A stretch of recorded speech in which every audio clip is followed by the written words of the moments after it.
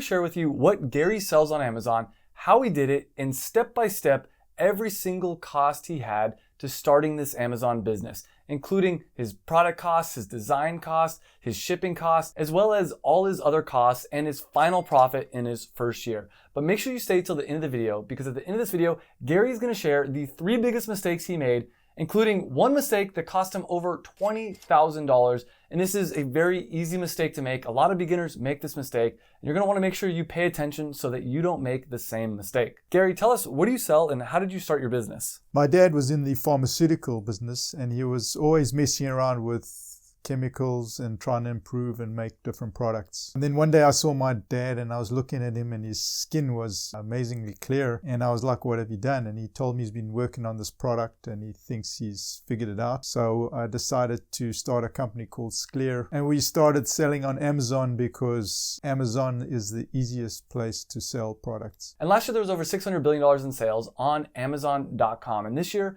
it's projected to be over $700 billion. And 2/3 of all the sales that happen on Amazon are people like you, me, and Gary selling our products on Amazon. So it is the easiest place to sell a product online. And I know this because I had a corporate 9-to-5 job that I quit over 10 years ago. I've been selling on Amazon for over 8 years, and it's the easiest way I found to make money online. So smash the like button, because in this video, we're gonna share with you step by step how Gary started his Amazon business. And this is pretty much the same formula that I teach in my Amazon FBA program. If you want information about that, you can click on the link down below in the description. So tell us, how did you start this business? Well, the first step was actually to improve the product because initially the product was a great product, but I don't think it was viable for the public use because of some problems that it actually had. And how'd you go about finding a person that could help you do that? Well, the funny thing is you got to believe that it's possible. I know that sounds kind of crazy, but I literally went on Google, started Googling ways around the problem.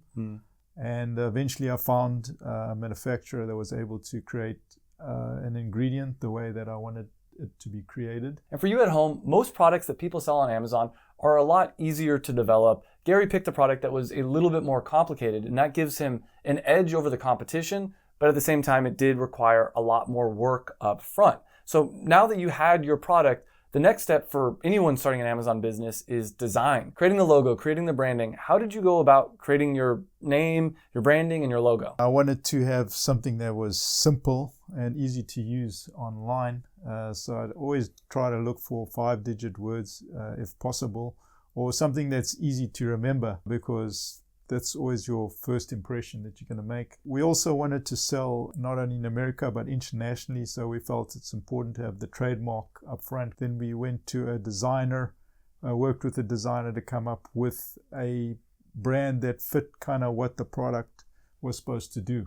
Okay, how'd you find that designer? Basically through family contacts who do a lot of manufacturing. They had a designer that we used originally, and she helped us. How much did that cost? That about $2,000. Yeah. The next step when starting an Amazon business is to set up a legal entity, and this could be a DBA or LLC are the two most common things that people use. How did you set up your business from a legal perspective? I originally actually set it up as a C Corp, which I know is unusual, and maybe I have delusions of grandeur, but I was hoping that I could build a big company and eventually people could become stockholders in the company. So I felt that's the easiest way rather than changing it over later. And for you at home, most big companies are C Corp, but most Amazon businesses start out as an LLC, which still allows you to have some ability to do stockholders. But if you're planning on going public, a C Corp is a better option. And DBA is another even cheaper option. And DBA stands for doing business as. That allows you to open up a business bank account and a business credit card, but it doesn't give you any legal protection. An LLC stands for limited liability company, and it will give you legal protection as well as allow you to start a business bank account and do all the other things, but an LLC is often a little bit more expensive than a DBA. The next step in starting your Amazon business is to do a production run, to actually get your product produced. How much did that cost you to get your first production run? So about $6,000. We found a manufacturer because of some contacts I had in South Africa. I actually have some family members in the manufacturing business. And for you at home, if you're looking to find a manufacturer for your product, you can go to websites like Alibaba.com if you're looking to get a product manufactured overseas, or Thomasnet.com if you're looking to get a product manufactured here in the United States. But the third option is to just go to Google and search for manufacturers. Now, this sometimes works really well and sometimes it's a little bit harder. At this point, the costs are starting to add up, but they're are still some other costs when starting an Amazon business. But keep in mind that different businesses cost different amount of money in order to start. I've had students that started with literally $0 and they were able to raise all the money they needed by crowdfunding, by doing an Indiegogo or a Kickstarter. Once you had your production run done, it was time to get your product shipped from South Africa into the United States. Yeah, originally we went air shipping most of the time. I've only recently started doing sea shipping, and it's quite expensive, to be honest, to ship internationally like that. Sometimes costing almost as much as the product itself. Wow. So something to be aware of. Yeah. And when you're shipping a product from overseas in the United States, you have two options. You have air shipping, which is what Gary used to do, but I think you've since switched to sea shipping, right? Yeah, for a lot of our products, it's a lot cheaper. So, yeah. And exactly, sea shipping is going to be slower, but it is going to be cheaper. So if you can do sea shipping at the beginning, oftentimes it will save you money, but sometimes it's worth it to pay a little extra to get the product to you faster. The next step before you launch on Amazon is you need photos of your products, because when you're selling on Amazon, you need to create an Amazon listing, which includes the photos of your product, the title, the bullet points, and the description.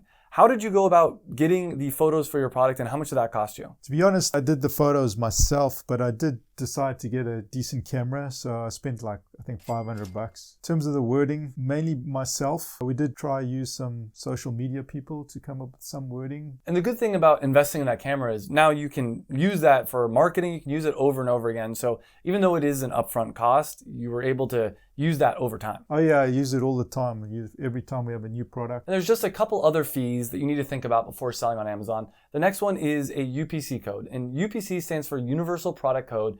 Every product in the world has this. Anytime you see a product being scanned at Walmart or at a checkout, they're scanning the UPC code. And in order to sell on Amazon, you need to buy a UPC code for your product. How much did you spend on UPC codes? Yeah, I started with gs1.org, and we pay $50 a year. Yeah, that's not bad. Yeah. And the way it works is if you want one barcode, it's going to be about $30. If you want 10 barcodes, it's going to be $250. But there is a yearly renewal fee, and that's probably the $50 a year that you're paying. Exactly. And now we're going to share exactly how much Gary made in his first year selling on Amazon. We're going to go month by month and share the revenue and the profit numbers. But before we do that, you spent a lot of money getting this business ready to launch on Amazon. How are you feeling at this point? Were you nervous? Were you excited? Yeah, I was a little bit concerned because obviously it's a lot of money, but my mind usually just tries to focus on making a better product, and I could see that it was heading in the right direction. So I just kept focusing on how we can do it better and make it more profitable. And you launched this product on Amazon, but you didn't really focus on it at first. But once you started focusing on it, your first month of really focusing, you ended up doing over $4,000 in revenue. But there were some costs associated with selling on Amazon. Let's break down some of those costs. In your first month selling on Amazon, how much money did you have to spend on the products that you sold in that first month? Yeah, in my first month, I spent around $600. And when you sell something on Amazon, there is a fee. You have to pay the 15% Amazon seller fee for anything you sell on Amazon. And how much money did you spend on that 15% Amazon selling fee in your first month? Yeah, we spent around $725. And the next fee is the Amazon FBA pick and pack fee. And what makes selling on Amazon so special is you can take advantage of their FBA program. FBA stands for Fulfilled by Amazon. This is where you send in the products that you want to sell on Amazon's website into the Amazon warehouse. And anytime you get an order, Amazon will pick, pack, and ship out the product to the customer. But they do charge you for this. And how much did you spend in your first month with the Amazon FBA pick and pack fee? About $1,000. And it sounds like a lot of money, but keep in mind, if you're selling products online on your own website, you're still gonna have to pay for shipping. And on top of that, you're gonna have to package up the products yourself and take them to the post office. So even though that does sound like a lot of money, it saves you a lot of time, and it probably ends up costing you about the same as if you were to ship it yourself. Yeah, a lot less hassle. And on top of all these fees, when selling a product online, there's always other fees. There's random costs that Amazon charges, as well as shipping and all these kind of different things. And how much did you spend on all those other fees? I spent around $700 on those other fees. And in your first month selling on Amazon, you ended up doing a profit of around $1,500. How did you feel about that? Was that good for you? Was that bad? Were you nervous still? No, it's a good feeling, obviously, when you start seeing profits, yeah. And let's talk about this first month. Did anything interesting happen in this first month? Yeah, I would say a lot of interesting things happened in the first month. I mean, the first focus was obviously to get awareness of the product, and Amazon's all about reviews. So we wanted to make sure we were getting good reviews. We were telling people that we knew about the product on Amazon so that they could buy the product and hopefully give us good reviews to create the awareness out there. We also learned a lot from some of the reviews because initially, actually, to be transparent, our packaging was considered not professional by some people, that we actually got that feedback through the reviews. So that's a very important thing to learn, I think. And we'll talk about this in depth when we go over the mistakes, because this mistake cost around $10,000, and we'll talk about how you can avoid that. In Gary's second month selling on Amazon, he ended up doing over $5,000 in revenue, and once you subtract out all the different costs, it was around $2,000 in profit. And in the second month, did you see anything interesting happening? Yeah, we noticed people liked the product more and more people were buying the product. And the important thing to remember when selling on Amazon is that Amazon is a search engine. People go to Amazon to search for products that they want to buy. And your goal when selling on Amazon is to get to the top of the search results. And as you start to get more sales, as you start to get those 5-star reviews, Amazon's going to put you higher and higher up on the search results. And this creates a snowball effect where as you have more sales and more reviews, you're going to get even more sales and more reviews. And over time, you get higher and higher up on the search results. And in total, in your first year selling on Amazon, you ended up doing over $100,000 in sales, over $35,000 in profit. And for you at home, it's important to know that around 43% of Amazon sellers end up making $100,000 or more. So even though this is very impressive that Gary's done it, you can do it as well. How did it feel for you to do over $100,000 your first year selling on Amazon? Yeah, it's a great feeling, having money coming in every month. And for you, is it relatively passive and automatic, Amazon side of things, or does it take a lot of work? I'm not going to say it doesn't take a lot of work, but it definitely cuts out a lot of work because they're taking care of all the distribution. You can prioritize your time much better because when things actually get sold, especially with FBA, Amazon's taking care of the warehousing and the selling for you, which is a big part of the business. And I also find that I don't have to do as much marketing because people are already going to Amazon and buying. Do you find the same thing to be true, or does it depend? Yeah, no, I like this. It's kind of a unique system because it's actually based on how good the product is, based on reviews. So it's the one landscape where you can actually get the benefit of your product without having to do excessive marketing because the reviews are actually your marketing. Now we're going to get into the 3 biggest mistakes that Gary made. And these mistakes cost him tens, if not hundreds of thousands of dollars. So pay attention so that you don't make these same mistakes. And I've worked with a lot of students. I've taught over 2,000 people how to start their own Amazon business. And I've seen a lot of the same mistakes again and again. And if you are looking for help to starting your own Amazon business, I do have a complete Amazon FBA program that I'll link down below in the description. And at the end of this video, I'm going to give you a free 8-hour Amazon FBA course. So stay tuned for that. But let's go over the first mistake that you made, Gary, and that was with your product design. What happened? I know this mistake cost you around $10,000. Yeah, I mean, a couple of problems happened with the design of our product. First of all is that it initially didn't look professional and kind of gave us a few bad reviews, which is kind of the kiss of death in a way on Amazon. So fortunately, I was checking the reviews almost every day. And as soon as I saw one that was bad, I could take care of the problem and make sure that our next batch of products didn't have those design flaws. Other problem we had in terms of design is that we originally had a product that was doing well. For some reason, we decided to change the design of the product and noticed that the sales actually dropped off. And then a lot of people were requesting the old design.